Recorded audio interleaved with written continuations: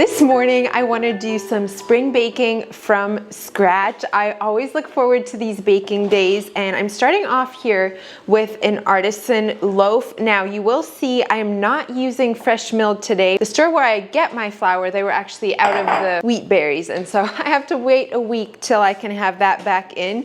But all of these recipes are sourdough, and I will try to link what I can for you in the description box below. We're just gonna do one final stretch and fold on this Artisan loaf. This was sitting overnight fermenting, and then we'll get started with all our other doughs.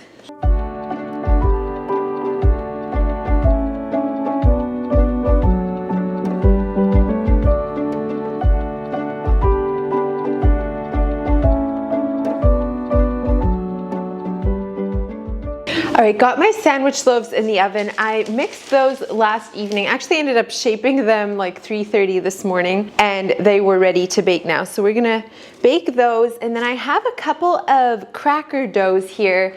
I love having these on hand for a snack for the kids, although this one in particular that I'm working on now is actually a graham cracker, and we really like those also for s'mores or even for dessert crumbs, things like that. They are so good to have on hand, but they never last long. And then I also have like Cheez-It. I call these sourdough Cheez-Its. I do not use the yellow cheddar, so they don't look yellow, but the flavor is delicious in these, and so I'm excited to make another batch of them. It's been a while. And try to roll this pretty thin and as even as possible.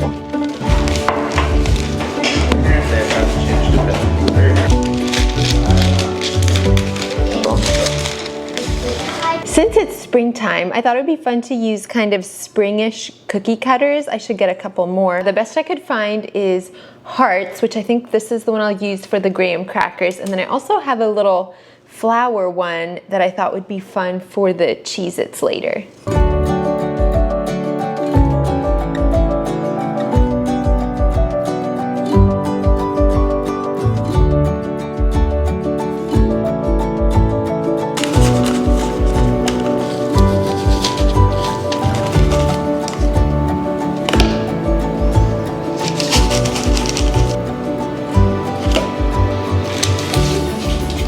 Alright, the first pan is ready for the oven now, and I'm a little bit backed up here on my stove. My first bread is still baking, my Artisan loaf is waiting to bake. So I'm actually gonna just go ahead and pop these in the freezer for a little bit until the stove is ready. And putting them in the freezer will also help them maintain their shape after they're baked. Oh, I forgot to poke them. I need to poke them with a fork, or sometimes I use a toothpick, but just to keep the air bubbles out as they bake. So I'll do that first, and then we'll pop them in the freezer here till the stove is available.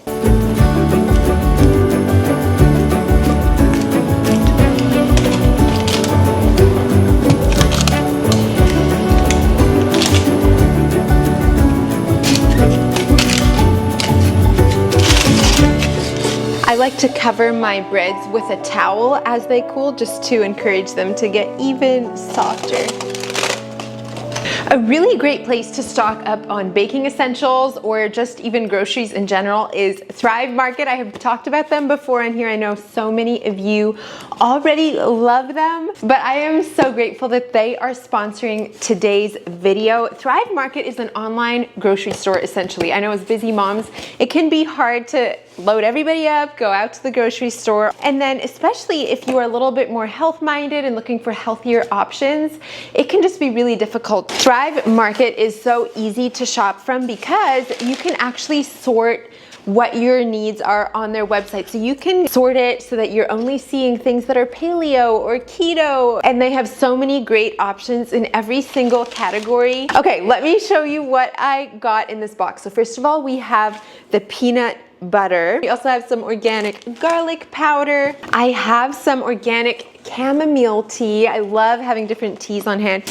Ooh, yes, steak sauce. This is from Primal Kitchen. Oh yeah, and then I got some organic bread and butter pickles. This is the Himalayan pink salt. This salt is really high in minerals, and so a very good for you salt. This is a sourdough pasta. It is organic. It has great ingredients. I imagine you can't guess what's in my final little packet here. And that is my organic vanilla bean paste. That is everything that I got in this month's box. Thrive Market did offer my viewers a discount at thrivemarket.com/thisgoldenhour, and I'll also leave that for you in the description box below. And that will give you 30% off your first order, as well as a free gift up to $60. So I hope that you love them as much as I do. A huge thank you to Thrive Market for sponsoring this portion of today's video. All right, it is very high time to get my Artisan loaf baking here.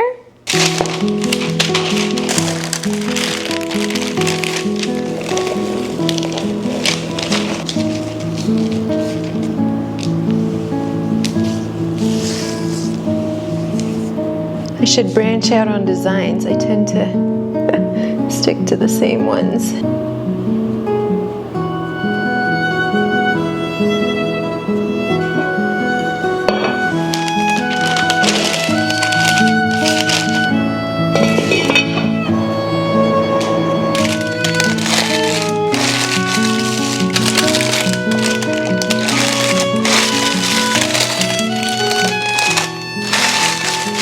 Let's have a little fun. In light of summertime coming up, maybe I'm jumping the gun a little, but I am so ready for all things summer. So I made an ice cream. Now I have shown my ice cream base on here numerous times. It's basically cream, egg yolks, and maple syrup. But then I run out of time to let it get nice and solid in the freezer before I show it. So I thought, you know what, let's show what it's actually supposed to look like. And so I froze it yesterday, and today I want to make little ice cream sandwiches. Now these are just store-bought little chocolate wafers. I would love to make these from scratch as well. I'll have to do that sometime in the summer, but I had these on hand, so I'm just going to use those today.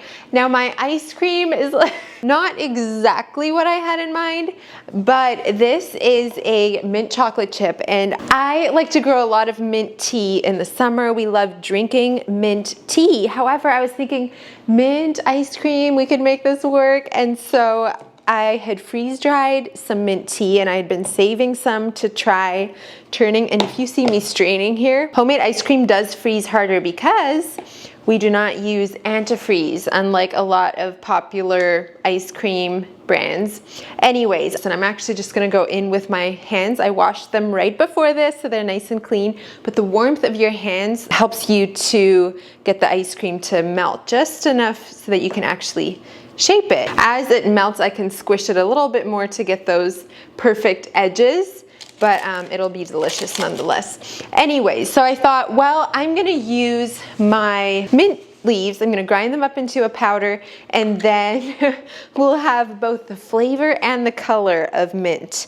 I did learn my lesson. It does taste a little bit grassy, I would say. I don't know. Abby gobbled down. She licked off the ice cream churner scraper thing, whatever. She liked it. I don't mind it, but I would say it actually tastes almost more like matcha because it has a bit of that earthy taste because I just ground up the whole mint leaves. Other times when I have made mint chocolate ice cream, I have used a food grade mint extract, or even I used essential oils, food grade essential oils, and it was actually super delicious. It's just then you don't get the green coloring, and I do not love using food coloring, and so that was what I was trying to fix. Okay, this one is a little bit more on the edges. See if you can see it. Is that not so fun for summer?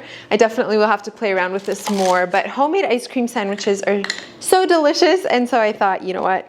We'll whip some up. We'll feel extra healthy with this batch. While you're watching, by the way, I would love if you would leave a comment and let me know what you are cooking or baking in your kitchen these days. I love hearing and getting ideas from you guys. And my last little bunny trail while I make these. I have found that different flavors of ice cream freeze differently. So you can see this one is a little bit harder to get out. That would be solved if I just let it sit for a couple minutes. You could easily scoop it then. However, I want it hard for these because homemade ice cream does melt easier or quicker.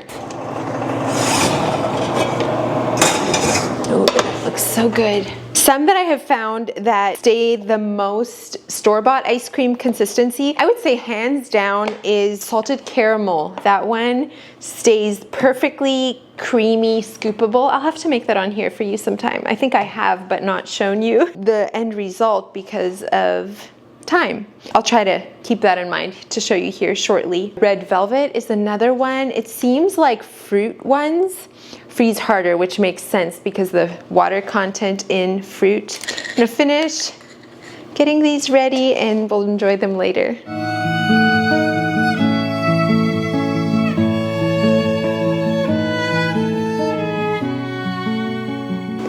Next, I want to make a white cake. So I love strawberry season, and it is a couple months away here yet, but I couldn't resist. I got some store-bought strawberries, and I want to make a kind of like a strawberry shortcake, except I don't really like the biscuity shortcakes. I like a soft, fluffy cake instead, and so I am doing a white cake. We'll cut that into rounds and then top it with homemade whipped cream and strawberries. I mixed this batter yesterday afternoon, fermented it, and then now I'm just adding the baking powder.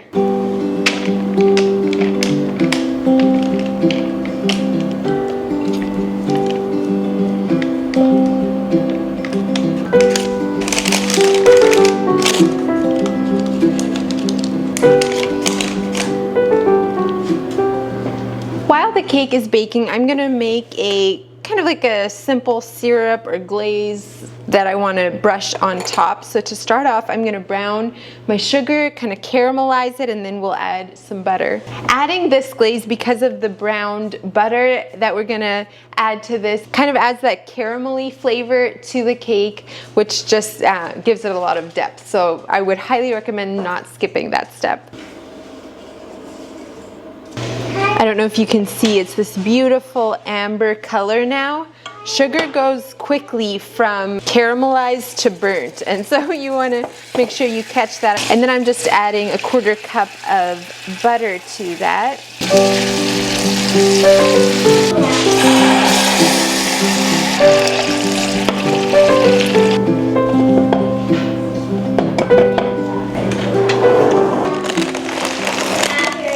And I'm gonna brush this on while it's still hot so that it can kind of soak into the cake.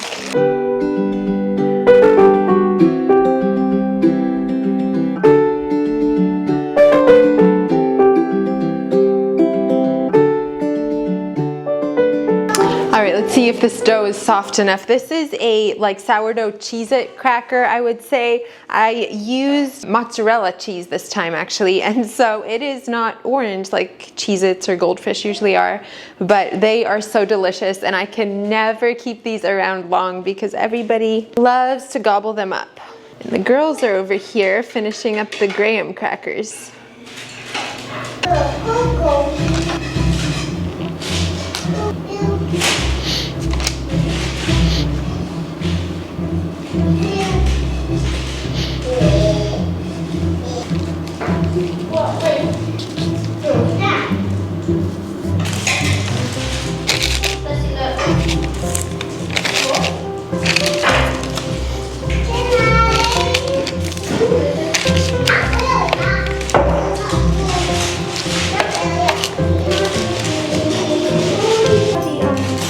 Actually, can I make a heart and like, what's this thing?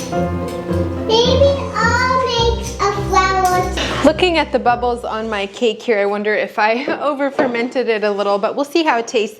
I got a jar of milk. I'm gonna take the cream off of that to make some fresh whipped cream. I have some strawberries here, and we'll just top it with all of that. Ooh, and I also picked up some pansies. Pansies are edible, so I thought it'd be fun to top them with that as well.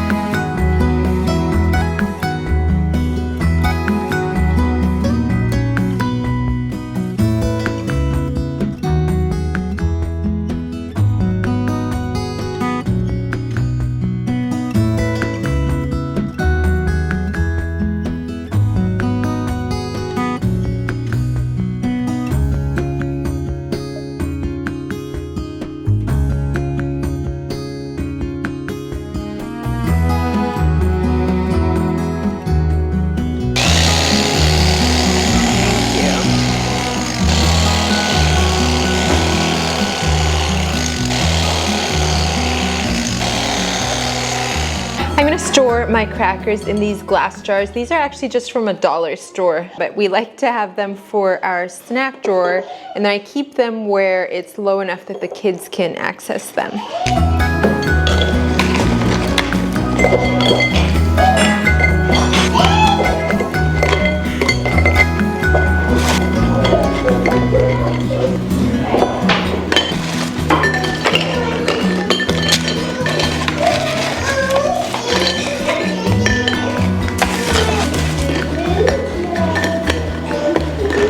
Well, we're on to the last recipe. I fermented these chocolate chip cookies since yesterday afternoon, I believe. And my brother is visiting right now. And he said in order to make the absolute best chocolate chip cookies, you need to stuff them with Nutella because then they are forever gooey. So that's what we're trying today.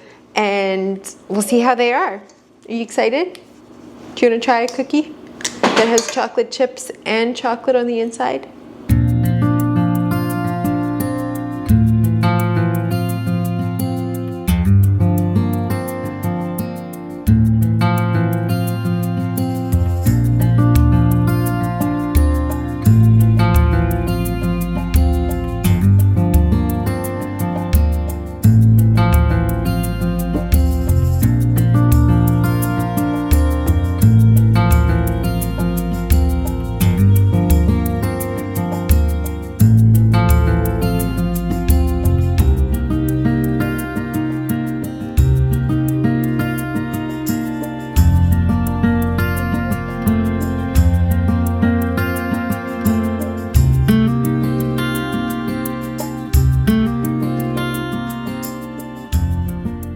Well, that was fun. Everything actually turned out super delicious, and I hope that I give you some ideas in your kitchen this week. Don't forget to check out Thrive if you are looking for an amazing place to source healthier groceries. Thank you so much for joining me today. I hope you were inspired, and I'll look forward to seeing you next time. Bye, friends.